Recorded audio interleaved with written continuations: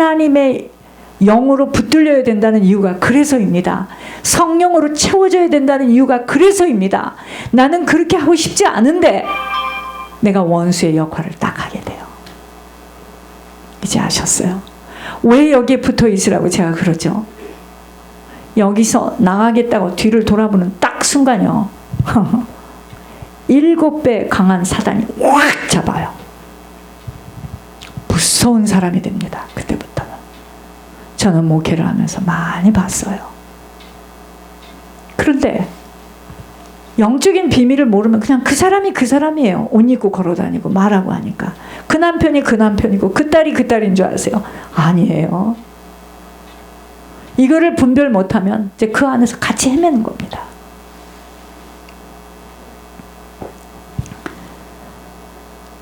그러나 여호와로부터 버림받은 사울은 영적인 공허감, 더불어 하나님의 사람에 대한 심한 공포감을 느낍니다. 여러분, 맞지 않고 이 교회에 대해서 말하는 사람들 와보라는 거예요. 제가 이야기를 해보기, 아무도 못 오잖아요. 못 옵니다. 왠지 아세요? 하나님의 사람에 대한 공포감. 다윗을 변방으로 보내어서 왕권 유지는 물론 다윗이 전쟁 중에 죽기를 바라고 다윗에게 특별한 정치적인 능력이 보이지 않도록 막습니다. 그런데 다윗 좀 보세요. 승승장구합니다. 성공할 수 있었던 것은 다윗의 모든 걸음걸음 속에 주님이 함께 하셨어요. 주님이 함께 하셨어요. 하나님이 함께 하심으로 모든 길이 형통했던 것입니다. 여러분, 우리가 형통할 수 있는 것은 오직 한 가지예요. 하나님이 함께 하시면 됩니다. 하나님이 나를 붙들고 보호하시면 되는 거예요. 저 사업이요, 하나님이 하셔야 됩니다. 하나님이 하시려면 저 사업의 현장에 있는 자들이 하나님하고 맞아야 돼요. 우리의 남은 생애 역시도 모든 걸음걸음 속에 하나님이 함께만 동행해 주신다면 그 모든 길 막힘이 없어요. 자신들의 배경과 능력으로 되어지는 것들에는 한계를 만나요. 그래서 위로부터 내리는 권능을 받아야 됩니다. 우리의 자녀들이, 우리의 후손들이 그들이 가지고 있는 실력과 스펙, 그들이 가지고 있는 어떤 배경이 아니라, 그것도 중요하지만 하나님의 능력이 그 아이들을 딱 붙잡게 되면은요, 놀라지 마시옵소서. 나중된 자가 먼저 됩니다. 세상에 똑똑해서 되어지는 게 아니에요. 하나님의 그 인생을 붙들고 하나님의 그 인생의 배경이 되어진다면, 하나님이 그를 붙잡고 있다면 상상할 수 없는 일이 벌어집니다. 그걸 아세요. 이런 한 사람이 가문과 가정에 서게만 된다면 그 가정과 가문은 어떻게 되겠는가를 생각해 보아야 합니다. 예를 들어 보겠습니다. 제가 김태광 목사와도 긴 장문의 카톡으로 나눈 내용이에요. 장신, 우리나라에서 내놓으라는 신학교입니다. 총신, 내놓으라는 신학을 한들, 네덜란드, 미국, 영국, 독일에 가서 신학을 하고 돌아온 능력 있는 종들도 하나님의 음성 제대로 알아듣지 못합니다.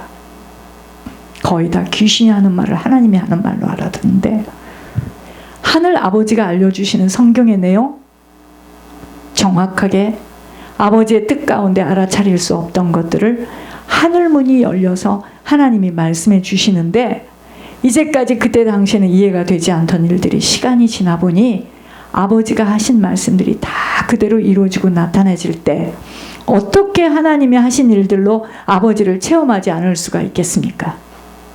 그러나 보여지는 외모나 성품, 내용을 보면 너무도 기존의 목사님들 포장, 가식, 위선으로 덧입혀진 분들의 모습과 대조되기에 아무런 스펙을 갖추지 않은 것에 신뢰할 수 없다고, 신임할 수 없다 하여서 무슨 신학을 나왔으며 어디서 목회 몇 명을 가지고 기준되어 겉의 모습들로만 평가할 수밖에 없는 아이러니컬한 일들 앞에 오늘 하나님은 이 다윗과 사울의 이야기를 통하여 누가 알아주던 안 알아주던 하나님의 심정을 가지고 구원의 사역에 드려지는 우리 개인이 되어지도록 각 개인 가정 속에 수금을 타는 손으로 한 사람 한 사람이 쓰여지는 인생이 되라고 이 말씀을 주셨어요. 무엇입니까? 보기에는 흠모할 것 없고 내세울 것 없으나 하나님이 함께 하시고 걸음걸음 속에 동행하는 한 사람으로 서기만 한다면 주님의 능력으로 살리는 손이 되어지지 죽이는 인생은 되어질 수 없다는 것입니다. 오늘 사울과 다윗의 배경은 하늘과 땅이에요. 그러나 다윗에게는 하나님의 동행하심 속에 주님의 능력이 함께하기에 그의 가는 모든 길 속에는 그죠? 주님의 보호하심과 간섭하심으로 형통의 인생을 걷게 되어요. 그래서 그가 위로자요, 협력자요, 쓰임받는 살리는 손이 되어지는 거예요. 사울은요, 다윗의 성공적인 것을 보고 두려워합니다. 여러분, 성공이 뭔지 아세요? 지혜로운 행동의 결과입니다. 지혜로운 행동의 결과예요. 그때 만일 따라 나갔다면 오늘 스마일 블러썸 가든 그룹은 저렇게 없어요.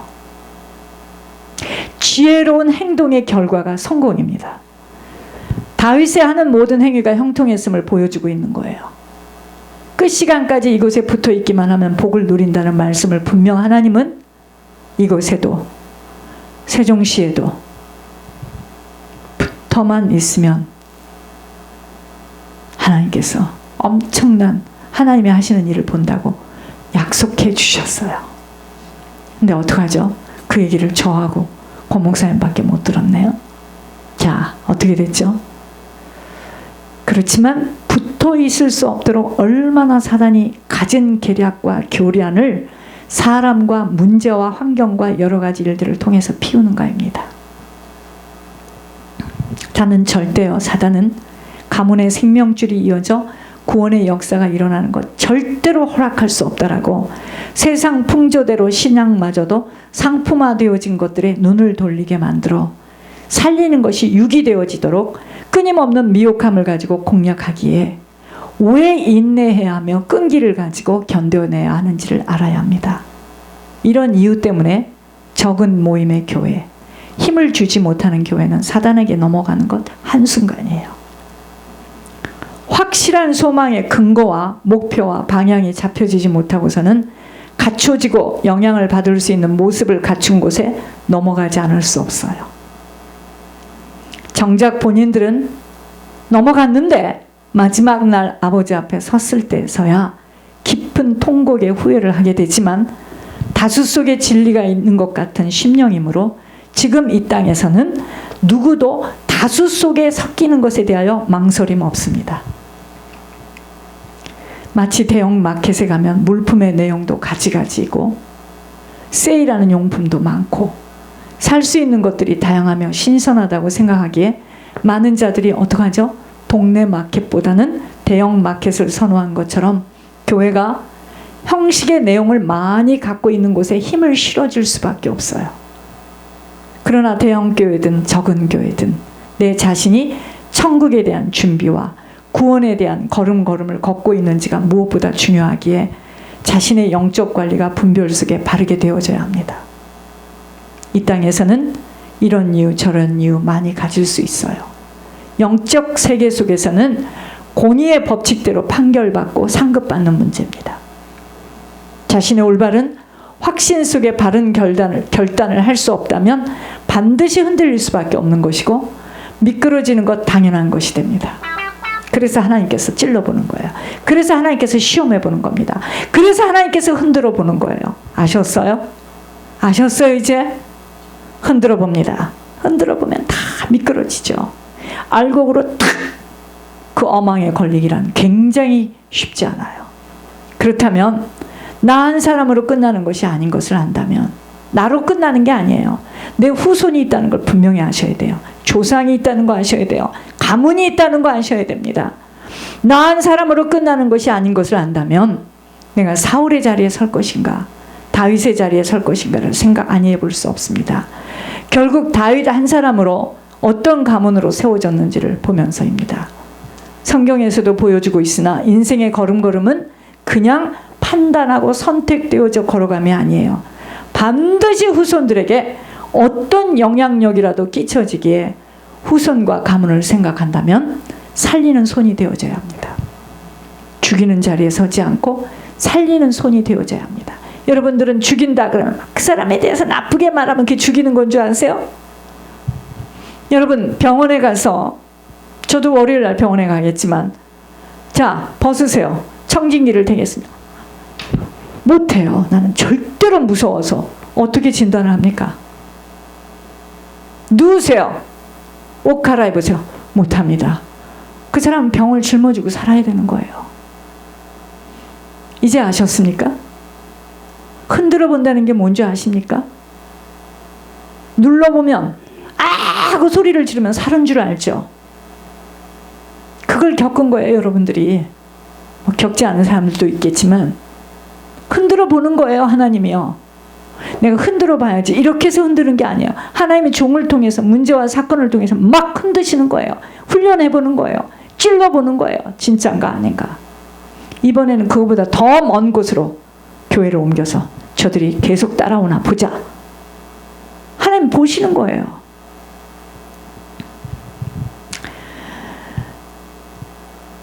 누구도 다 섬기고 베풀고 용서하고 이해하고 도와주는 자가 되어야 합니다. 절대로 잊어서는 아니 되는 것. 나로 인하여서 주변이 살려져야 합니다. 나로 인하여서 천국이 채워져야 합니다.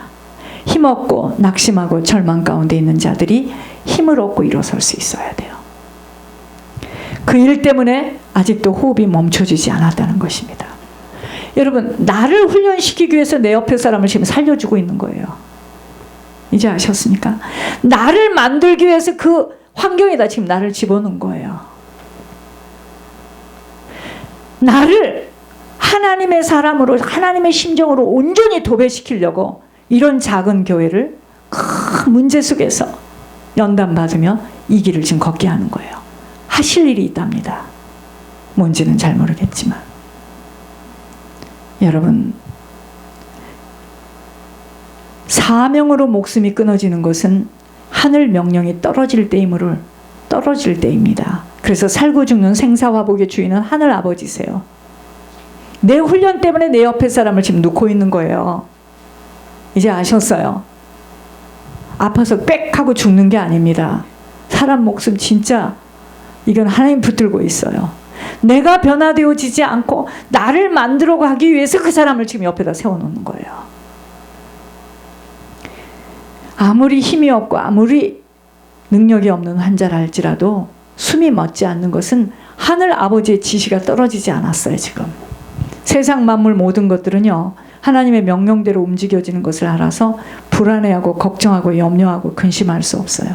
항상 언제나 우리의 모든 걸음걸음은 살리는 걸음이 되어져야 합니다. 내가 데리고 일하는 그 사람도 너는 뭐 왔으니까 돈이나 주면 되지, 그런 생각을 가지면 큰일 납니다. 그건 마귀 성품이에요. 그런 생각 가지면 안 됩니다. 내가 갑이 되어서 을과 같이, 여러분 그런 생각하면 안 됩니다.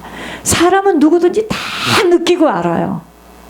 말을 안 하는 것 뿐입니다. 놀라지 마시옵소서. 애들도 알아요.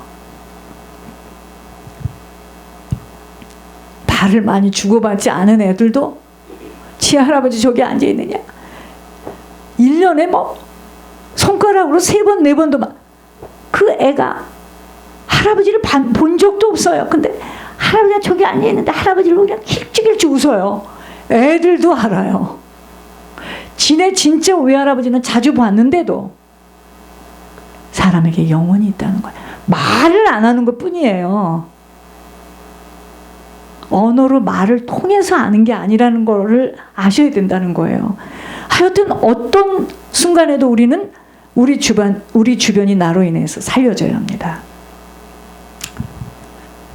세상 만물 모든 것 하나님께서 아세요. 하나님께서 하실 거예요. 왜 내가 그런 가정 속에 있나, 그런 가정의 환경 속에 내가 왜 그 사업을 하고 있나, 내가 왜 직장 속에 있나, 깊게 생각해 볼 수 있어야 합니다. 나로 인하여서 살려져야 하기 때문이라는 결론을 붙들고 살아가야 합니다. 그렇게 주님을 기쁘시게 해드리는 삶이 되어야지, 주님으로 인하여서 나의 육신의 것들을 충족시키려는 것으로 충족되지 못하는 것에 갈등을 갖는다는 것은 아버지하고 맞지 않는 생각이에요. 이것은 앵글이 맞지 않는 사진을 찍고 있어요. 내가 그렇게 했는데, 그렇게 헌신했는데 내가 왜 이렇게 살지? 계속 그렇게 살 겁니다. 그 생각을 하게 되면. 어떤 순간에도 화평케 하는 자로 살아가야 합니다. 용서와 화평을 위하여 몸부림치는 자로 아버지가 내게 주신, 아버지가 나를 용서해 주시고 아버지가 나를 사랑한 것을 안다면 내가 이제 그것을 내 삶으로 실천할 수 있는 행함이 필요합니다. 우리들이 주님 앞에 들어가는 시간까지 용서와 사랑이라는 단어를 기억해야 돼요. 그래서 지속적인 용서. 여러분, 내가 용서받지 못했다면 용서 못합니다. 이제 아셨어요? 내가 용서를 많이 받았다 하면은 누구도 다 용서할 수 있어요. 근데 내가 용서받은 게 없는데요? 그게 바리새인들이에요. 내가 뭘 잘못했어요? 뭘 잘못했어요? 알고 보니까 더 많이 음란해. 나중에 보니까 대자보에다가 신문에 드러나게 돼요. 얼마나 무서운 일입니까 이게. 나는 봤어요.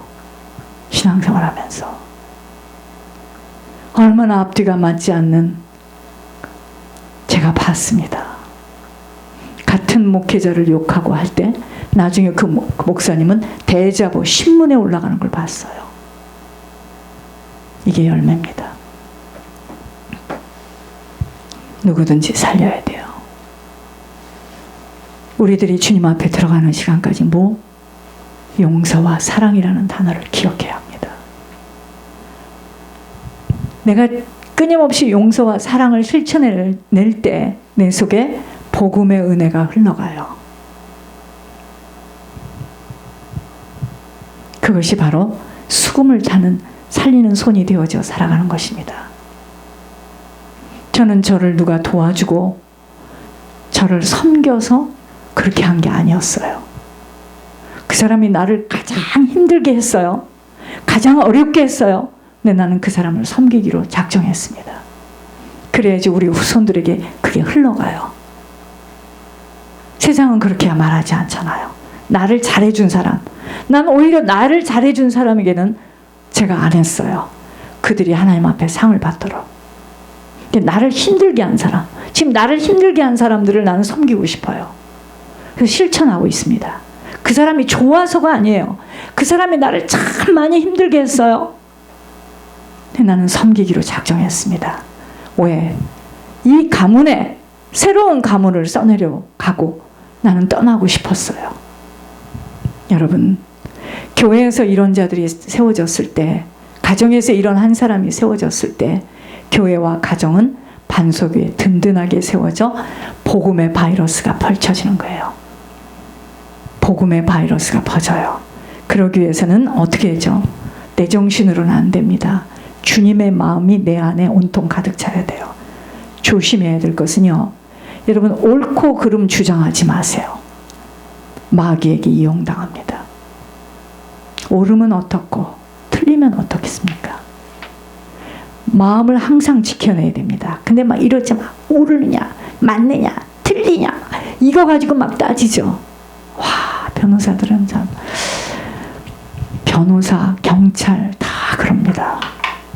선생들. 여러분, 옳으면 어떻고 틀리면 어떻겠습니까? 이미 물은 흘려졌는데 그걸 따져서 어쩌겠다는 거예요. 따집시다. 3자 대면 같은 소리 하고 있네. 조금 전에 자기가 생각한 것도 다 잊어버렸어. 자기에게 유익한 것만 딱 가지고서요 따져보자는 거예요. 그런 거 안 합니다. 말이라는 게 뭔지 아세요? 물과 같아요. 물 흘렀어요. 어떻게 주워 담을 건데? 그 얘기나 똑같은 거예요. 3자 대면을 뭐하러 합니까? 그러니까 늘 마귀에게 이용당하는 거예요. 그 마음을 벌써 뺏긴 겁니다. 성령의 뜻과, 여러분, 우리 마음속이 전쟁터예요. 전쟁터. 성령의 뜻과 육체의 뜻이 늘 부딪혀요. 내가 이렇게 하는 것이 정말 하나님 기뻐하시는 일일까? 아니야. 버릇을 고쳐줘야 돼. 그게 육체의 뜻이에요. 고쳐집니까? 그게 얼마나 실수를 많이 하고 살았는지. 여러분, 자녀들에게 뭐 말하는 거 고쳐져요? 안 고쳐져요. 내가 그냥 불안해서 내 염려로 입을 여는 것 뿐이죠. 지긋지긋. 다르게 말할까요? 칠판 가지고 설명해서 복음이 들어가요?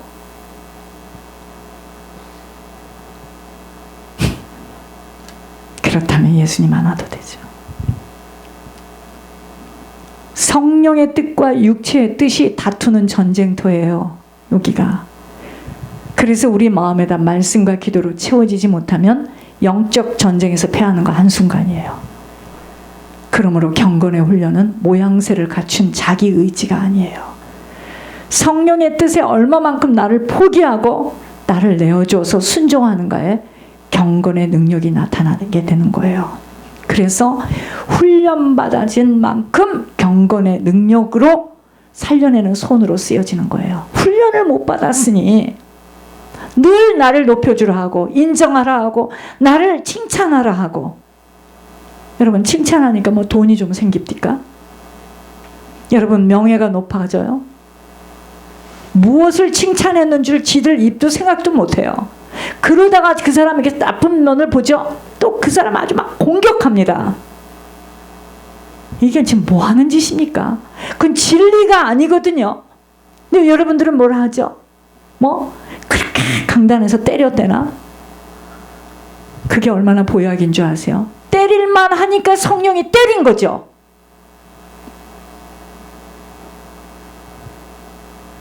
그게 축복이에요. 그래서 우리 교회에서는 제일로 많이 야단을 맞은 사람이 지금 제일로 많이 굳건하게 탁 서 있어요. 그거 아셔야 됩니다.